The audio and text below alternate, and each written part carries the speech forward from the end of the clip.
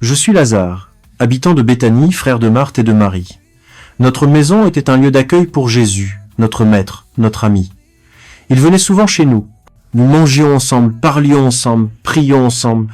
C'était pas un simple enseignant pour moi, c'était mon frère de cœur. Il connaissait mes pensées, portait mes fardeaux en silence. Sa présence transformait notre maison en un lieu de paix et d'amour. Être ami de Jésus, c'était la plus belle chose de ma vie. Puis, un jour, tout a changé. Une fièvre étrange a saisi mon corps. Je suis devenu faible, très faible. Mes sœurs, paniquées, ont envoyé un message à Jésus. « Seigneur, celui que tu aimes est malade. » Nous attendions son arrivée. Chaque minute semblait une éternité, mais les jours passaient et je m'affaiblissais. Je ne comprenais pas pourquoi il tardait. Et puis, le silence. Mes yeux se sont fermés.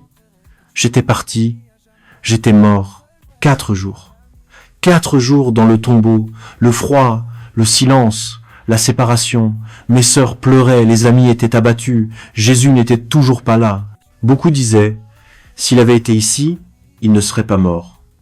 Mais moi, même dans ce silence, je sentais que tout n'était pas fini.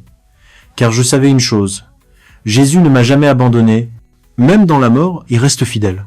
Puis soudain, une voix a brisé le silence, puissante, majestueuse, c'était celle de Jésus. Il a crié « Lazare, sors !» Cette parole a traversé la mort elle-même. Mon esprit est revenu dans mon corps.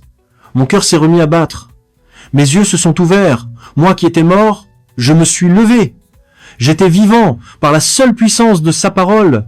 La lumière m'a entouré et je suis sorti du tombeau. Ressuscité!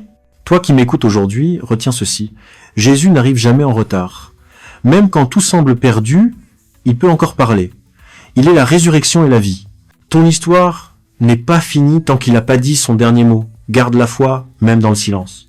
Ne doute pas dans la nuit ce qu'il t'a promis en plein jour. S'il a pu me ressusciter, il peut aussi redonner vie à ta situation. Crois, espère, tiens bon, il t'aime et il agira pour toi.